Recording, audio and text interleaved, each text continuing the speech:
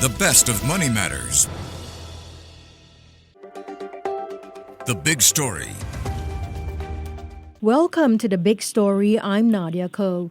BlueSG announced earlier this month that it will be winding down its operations, but its familiar fleet of compact three-door electric cars isn't disappearing from Singapore's roads just yet. Instead, the cars, rebranded as the Blu Frenchy, will be made available through Tribecar for medium to long-term leases, ranging from 3 months to 2 years. The move comes as part of discussions between BlueSG and Tribecar, which could include a potential sale of the vehicles.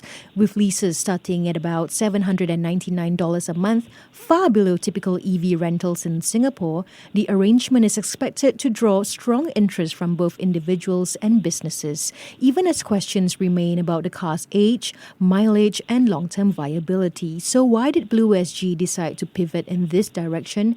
And more importantly, will this strategy work in the long run? Well, joining us today to find out is Dr. Raymond Ong, Associate Professor and Deputy Head of Research in the Department of Civil and Environmental Engineering at the National University of Singapore. Hi, Dr. Ong. Welcome to the show.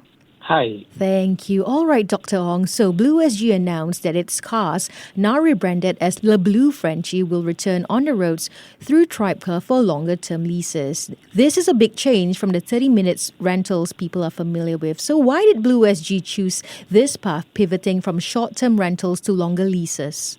Okay, first we have to understand that the short-term rental market is extremely saturated with various companies who have already been offering such services. For example, Tribecar and Ghim are already offering such short-term rental services.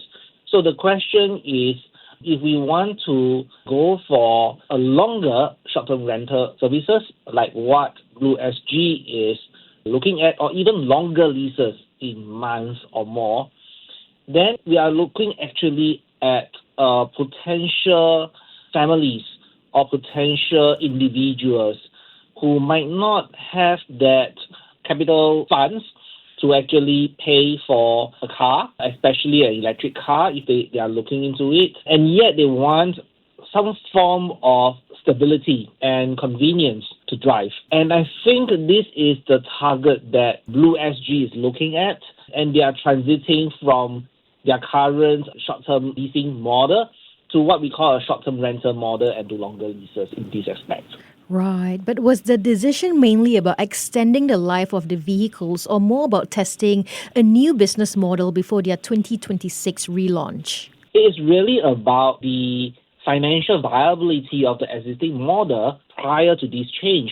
Because if we are looking at an EV fleet that is aging, mind you that the fleet range could be up to 180 kilometers per vehicle. And today's EV, we are looking at a larger size and also traveling far longer distance than what they have in their assets right now.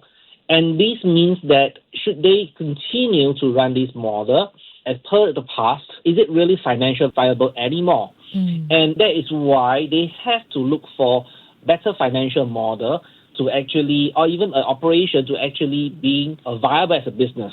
I see. So BlueSG is currently in discussions with Tribecar on a potential sale of these EVs. What does potential sale really mean at this stage? Are we talking about Tribecar eventually owning the fleet outright? There is that possibility, potentially buying the car outright. But of course, we are also looking at why would Tribecar potentially buy the car outright? Is it to actually increase their market share, or is it going to look into having some form of model enhancement or providing vehicles of different variety to different segments of the market? So Dr. Ong, let's talk about pricing here. The first 10 2-year leases will go at $799 a month, which is significantly lower than the typical $2,000+ of EV rentals in Singapore. Even the shorter 3-month lease is priced at about $958, still much cheaper than other EVs. Do you see this level of affordability as a way to not only attract new customers, but also win back former BlueSG users who may be curious about this relaunch? I think this is definitely an attractive option for persons or families who are actually thinking about owning or buying a new car. Given the current price of a car and that price of the COE, being pricing at $799 or $958 for 3 months or per month is actually very attractive compared to paying the rental or even paying the installment for a car. And it is this price affordability that make a person or families that think to actually consider this as a viable option of having the freedom to drive.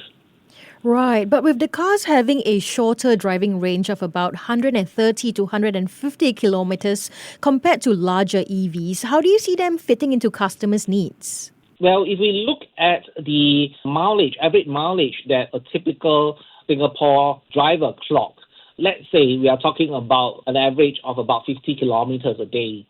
Now, this would mean that the range of about 130 to 150 kilometer would mean that I will actually need to charge my car every 2 to 3 days. And this, in my opinion, is if let's say for the price that the potential owners or the potential renters will actually take a look versus the charging of about every 2 to 3 days, I think some people will actually move into this.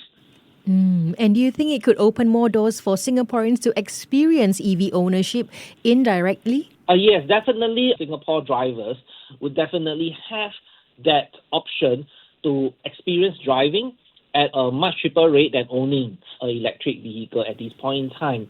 So I think, yes, people would want to try that. I see. At the end of 2024, BlueSG still had about 692 cars on the road, down from a peak of about 791. These vehicles are between 2 and 5 years old with mileage ranging from 50,000 kilometers to low 6 digits.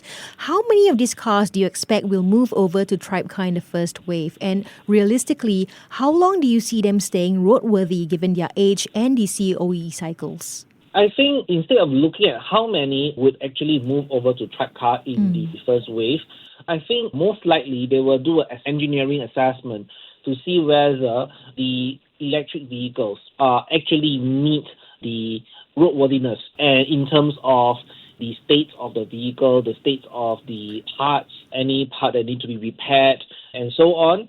And then they will decide what is the optimal number to bring in, because that assessment on the engineering and roadworthiness aspect is utmost important for any company who actually, or any person who is intending to buy over these cars.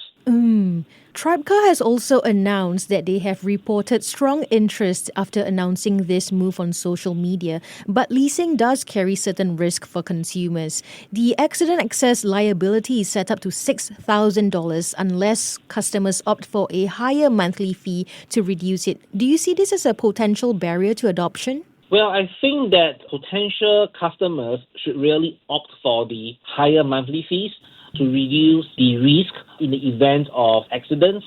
But you can see that even with that higher fees, I believe that is still much more affordable than actually buying a new car, considering the current COE prices.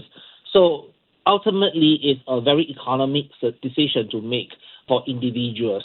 Right. So looking at the moves that Big SG is making right now, extending the car's lifespan and partnering with Tribecar, do you believe this strategy will work in the long run? And what do you think are the biggest challenges you foresee if BlueSG wants to make this transition successful? I think this model is really looking at how to ensure that vehicles that has been moving out of date because of technological advancement. And mind you that electric vehicles, technological advancements have changed rapidly over the past years, and how to make sure that these vehicles have a second life.